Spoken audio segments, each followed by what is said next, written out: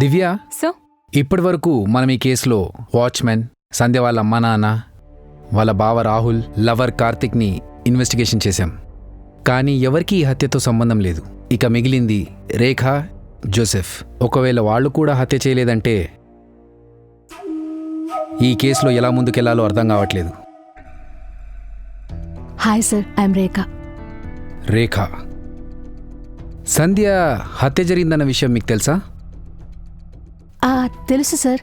ఆ case close చేశారు కదా. ఇప్పుడు ఓపెన్ చేస్తే ఏమైనా ప్రాబ్లమా? సిట్. అయితే నన్నెందుకు రమ్మన్నారు? సంధ్య చనిపోవడానికి నాకేంటి సంబంధం? మీరు కార్తిక్ని లవ్ చేశారని విన్నాను. అంతేకాదు, ఒకసారి కార్తిక్ కోసం సూసైడ్ అటెంప్ట్ కూడా చేశారని తెలిసింది. కార్తిక్ని అంత సిన్సియర్గా లవ్ చేసినప్పుడు what do you mean? I mean మీరు కార్తిక్ కలిసి వర్క్ చేస్తున్నారు. అంతేకాదు, కార్తిక్ మీకు మంచి ఫ్రెండ్ కూడా.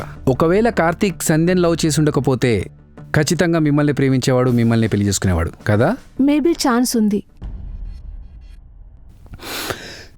సంధ్య చనిపోతే అందరికన్నా ఎక్కువ లాభం మీకే ఉంది. మీరు కోరుకున్నట్లుగా కార్తిక్ని పెళ్లి చేసుకోవచ్చు, రైట్? కార్తిక్ కోసం మీరేమైనా సంధ్యను చంపేశారేమోనని మాకు డౌట్. నేను సంధ్యను చంపడమా? ఏం మాట్లాడుతున్నారు? మీ దగ్గర ఏమైనా సాక్ష్యం ఉందా? నన్నెందుకు అనుమానిస్తున్నారు? మా దగ్గర ఇప్పుడైతే ఏం సాక్ష్యం లేదు. అందుకే జస్ట్ ఎంక్వైరీ కోసం పిలిచాం. లేకపోతే డైరెక్ట్గా అరెస్ట్ చేసేవాళ్ళం. అయినా ఎంక్వైరీ కోసం పిలిస్తేనే ఎందుకు అంత కోపం వస్తుంది? మీరు చంపనప్పుడు ఎంక్వైరీలో కోఆపరేట్ చేయడానికి ఏంటి ప్రాబ్లం? ఓకే, మీకేం కావాలో అడగండి, చెప్తాను. సంధ్య మీకు ఎప్పటి నుంచి తెలుసు? 2 years నుండి తెలుసు. మరి కార్తిక్? 10 years నుంచి తెలుసు. నేను కార్తిక్ ఒకే అపార్ట్మెంట్లో ఉంటాం. నా బీటెక్ కంప్లీట్ చేసిన తర్వాత కార్తిక్ గారు తన ఆఫీస్లో నా జాబ్ కోసం రెఫర్ చేశారు. అలాగా నాకు జాబ్ వచ్చింది. అప్పటినుంచి ఇద్దరమే కలిసి ఆఫీస్కి వెళ్ళి వస్తూ ఉంటాం. కార్తిక్ని ఎప్పటి నుంచి లవ్ చేస్తున్నావు? 4 years నుండి లవ్ చేస్తున్నాను. అయినా కార్తిక్ లాంటి అబ్బాయిని ఎవరైనా లవ్ చేస్తారు. తను చాలా మంచివాడు. తన హెల్పింగ్ నేచర్ నాకు చాలా ఇష్టం.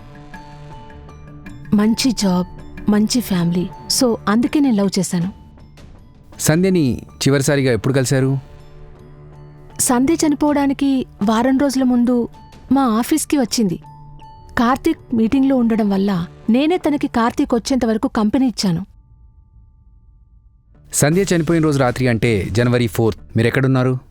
ఆ రోజు నేను మా ఇంట్లోనే ఉన్నాను. సంధ్య చనిపోవడానికి 3 days ముందు నుంచి నాకు ఫుల్ ఫీవర్. బెడ్ పై నుంచి కిందికి కూడా దిగలేదు. మా అమ్మ నాన్న కూడా నాతోనే ఉన్నారు. కావాలంటే మీరు డాక్టర్ ప్రిస్క్రిప్షన్ కూడా చూడొచ్చు. ఇదిగో ప్రిస్క్రిప్షన్ చూడొచ్చు. బాగా ప్రిపేర్డ్గా వచ్చినట్టున్నారే.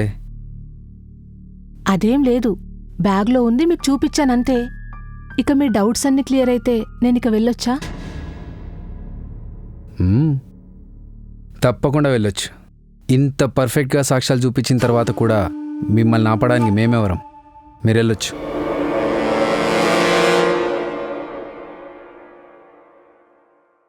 దివ్య, సో ఈ రేఖ ఫోన్ నంబర్ ఒకసారి చెక్ చేయి. Okay sir.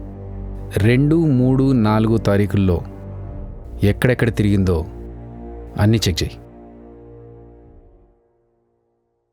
రేఖ చెప్పింది నిజమో కాదో ఒక కన్ఫర్మేషన్ వస్తుంది.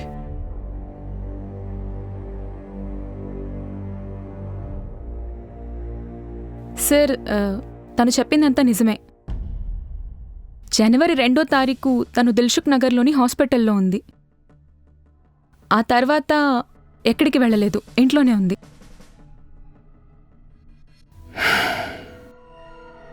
అయితే రేఖ కూడా కాదన్నమాట. రేఖ కాదని కరెక్ట్గా చెప్పలేం కదా సార్. ఎందుకంటే తనెవరికన్నా డబ్బులిచ్చి చంపించుండొచ్చు కదా. పాసిబుల్. అయితే ఒక పని చెయ్యి, తన కాల్ రికార్డ్స్ అన్నీ చెక్ చేయి. ఎవరెవరితో మాట్లాడింది ఏంటి మొత్తం చెక్ చేయి. Okay sir.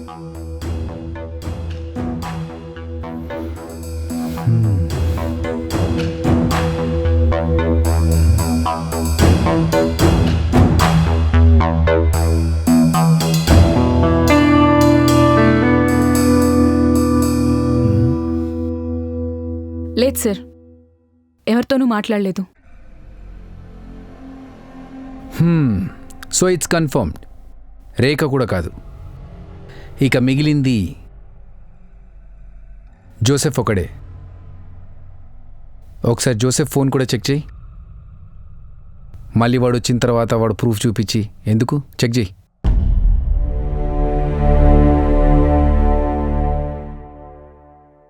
సార్, ఇదొకసారి చూడండి. సంధ్య చనిపోయిన రోజు రాత్రి జోసెఫ్ సంధ్య వాళ్ళ అపార్ట్మెంట్ దగ్గరలోనే ఉన్నాడు. అంటే జోసెఫ్ ఆ రోజు అక్కడే ఉన్నాడన్నమాట. For more updates, like, comment, subscribe to our channel. Hey darlings, గంటని click చేయడం మర్చిపోకండి.